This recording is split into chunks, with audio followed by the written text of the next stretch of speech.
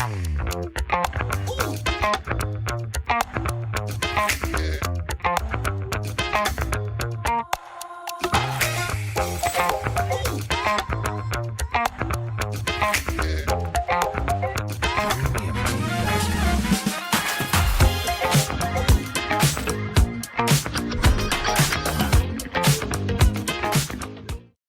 क्या होता है? Tide is alternate rise and fall of sea water due to combined effect of gravitational force of sun, moon and centrifugal force of the earth. मेरी definition तो नहीं आई होगी समझ में, फिर से सुनना। टाइड इज अ पीरियोडिकली या फिर alternatively rise and fall of sea water, मतलब समय समय के साथ समंदर के पानी में बढ़ोतरी और घटोतरी होना टाइड कहलाता है। It is just because of combined gravitational force of sun, moon and centrifugal force of the earth. इन तीनों की वजह से टाइड्स होती है। तो gravitational force of sun, gravitational force of moon and rotation यानी centrifugal force of the earth. आगे बढ़ते हैं, टाइप्स ऑफ टाइड। तो दो प्रकार की टाइड होती, एक होती स्प्रिंग टाइड, एक होती नीप टाइड। स्प्रिंग टाइड यानी हाई टाइड, और वही नीप टाइड मतलब लो टाइड। ठीक है, तो स्प्रिंग टाइड में कंजक्शन अपोजिशन को एक एक करके जानते हैं। सबसे पहले spring tide, when sun, moon and earth are situated at 180 degree angle. जब सन, मून एंड अर्थ तीनों बेटा 180 डिग्री के एंगल पर हो, एक स्ट्रेट लाइन में हो, इस वक्त जो टाइड आएगी उस टाइड को हम नाम देंगे हाई टाइड। जब सन, मून और अर्थ तीनों एक एंगल पर रहेंगे और इस वक्त जो टाइड आएगी उसे हम नाम देंगे हाई टाइड। याद रखना है ना। और इस कंडीशन को हम क्या बोलते हैं, सभी लोग जानते हो, सीजीगी। इस कंडीशन को जब तीनों एक लाइन में होते हैं इसको हम बोलते हैं सीजीगी। ठीक है, आगे बढ़ते हैं, कंजक्शन। अब कंजक्शन भी इसी स्प्रिंग टाइड का पार्ट है। Conjunction is a condition when moon is between sun and earth. जब सन और अर्थ के बीच में मून होगा उस कंडीशन को हम बोलेंगे कंजक्शन।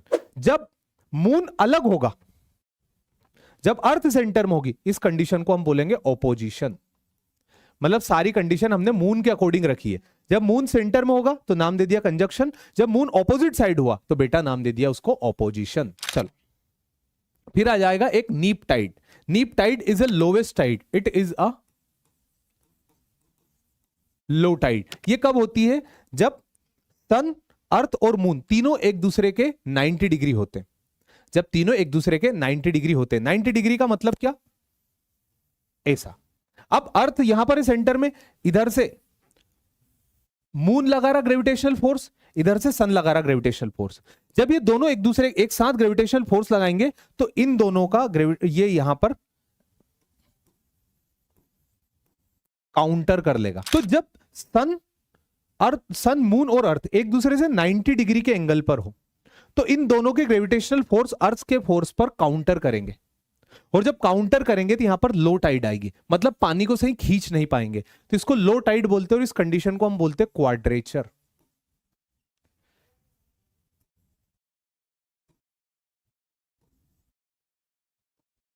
इसे क्या बोलते हैं बेटा? इसे हम बोलते हैं क्वाड्रेचर। चलिए आगे बढ़ते हैं। अब इस क्वाड्रेचर में एक टर्म जान लेना, थोड़ा सा यहां पर समझ लेना कि जब टाइड हमारे किनारे की तरफ आती है, सुनना, जब टाइड जमीन की तरफ आती है ऐसे, तो इसको हम बोलते हैं फ्लड टाइड। ठीक है, ये टाइड की हाइट बताता। टाइडल रेंज क्या होती है ये भी सुन लेना। टाइडल रेंज होती है हाईएस्ट टाइड और लोवेस्ट टाइड के बीच में कितना डिफरेंस है, उसे टाइडल रेंज बोलते हैं। टाइड जब हाई टाइड आई थी तो कितना हाइट तक पानी गया था, और जब लो टाइड आई थी तो पानी कितना नीचे गया था। इन दोनों को हम बोलते हैं टाइडल रेंज, दोनों का एक बीच का। अब जब टाइड का पानी पीछे की तरफ जाएगा जमीन की तरफ तो उसे हम बोलते हैं फ्लड टाइड। जब टाइड का पानी किनारों की तरफ घुसेगा, जब टाइड हाई टाइड आएगी और हाई टाइड आने की वजह से पानी का वर्टिकल डेवलपमेंट होगा, उसे हम क्या बोलते हैं? Flood Tide.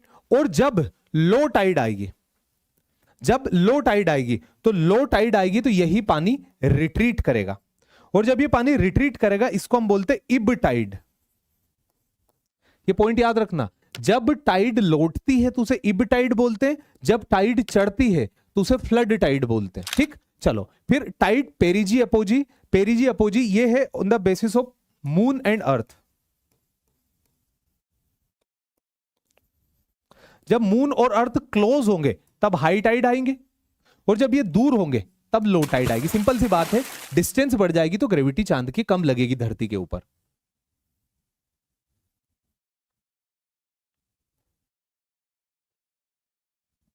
आया समझ में? आगे टाइडल बोर क्या होता है? जब हाई टाइड आती है, जैसे ये यहां जब हाई टाइड आती है यानी फ्लड टाइड, तो ये टाइड का पानी जब जमीन की तरफ घुसता है ना, तो उसी जमीन की तरफ घुसने वाले चीज को हम बोलते हैं टाइडल बोर।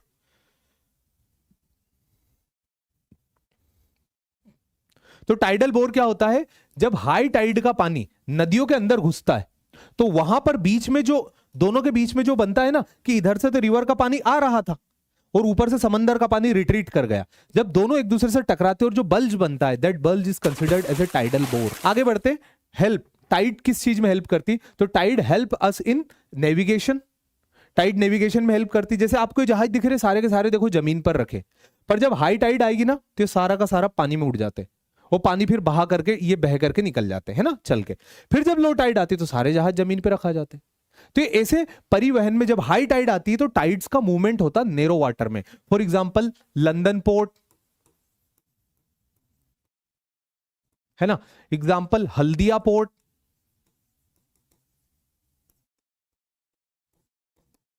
हल्दिया पोर्ट कहां पर है पता है किसी को? Where is Haldia port? West Bengal. बहुत बढ़िया, बहुत बढ़िया।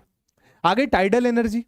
टाइडल एनर्जी को प्रोड्यूस करने में भी टाइड्स बड़ी हेल्प करती है। जब टाइड का पानी बढ़ जाता है तो हम टाइड के पानी को अंदर आ जाने देते हैं, हम बोलते हैं आजा बेटा आजा, आजा आजा आजा, नहीं तू आजा, आजा आजा आजा, नहीं आजा आजा आजा।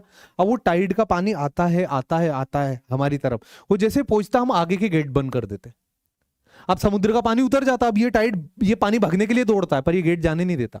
ये बोलता है नहीं नहीं नहीं नहीं अब नहीं निकल सकते आप, तो ये बोलता है प्लीज प्लीज प्लीज जाने दो मुझे समंदर के साथ जाना। तो हम क्या करते हैं, उस गेट में से, वो जो इतना बड़ा गेट लगाया था उसमें से एक चेंबर ओपन कर देते और सारे पानी को प्रेशर से उस चेंबर से निकालते। जब प्रेशर से उस चेंबर से निकलता है, सामने लगे रहते डायनेमो।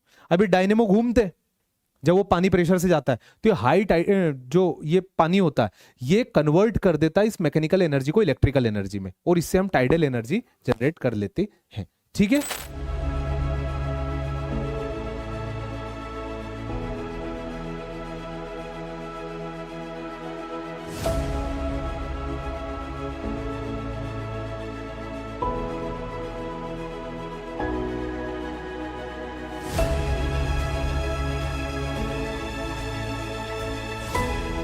इसके बाद ये हमारे देश के अंदर कहां प्रोड्यूस होती है? तो tidal energy gulf of Kutch, यहां अच्छी प्रोड्यूस होती है ना, याद रखिएगा। क्वेश्चन है आपसे, आइजोहेलाइन आर लाइन ज्वाइनिंग दी। आइजोहेलाइन कौन सी लाइन होती है? आइजोहेलाइन कौन सी लाइन होती है बताओ? आंसर इज डी, जो सेलेनिटी को ज्वाइन करती। 98.31, शाबाश शेर। फिर अगला question, which of the following Ramsar wetland site is not situated in any union territory of India? कौन सी रामसर साइट हमारे देश की एक भी यूनियन टेरिटरी के अंदर मौजूद नहीं है? बताइए साहब, बोलिए। रामसर का साइट का मतलब जानते हो? आप आंसर कीजिए, मैं आपको जरा बताता हूं। गलत कर दो कोई दिक्कत नहीं, पढ़ाया नहीं अभी। रामसर बेटा एक कन्वेंशन हुआ था। कन्वेंशन जानते हो? एक मीटिंग समझ लो।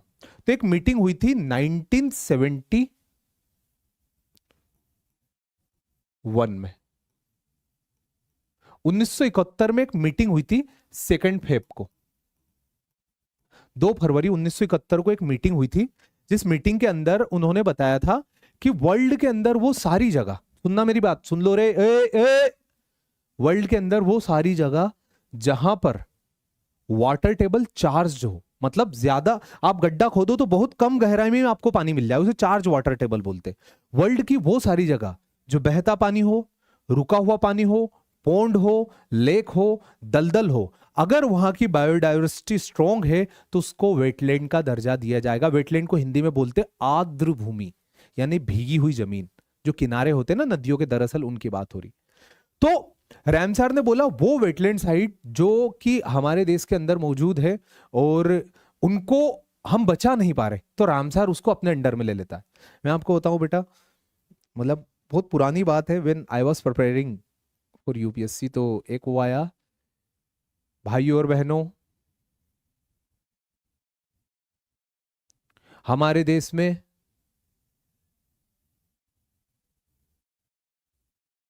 रामसर की साइट में वृद्धि हुई है।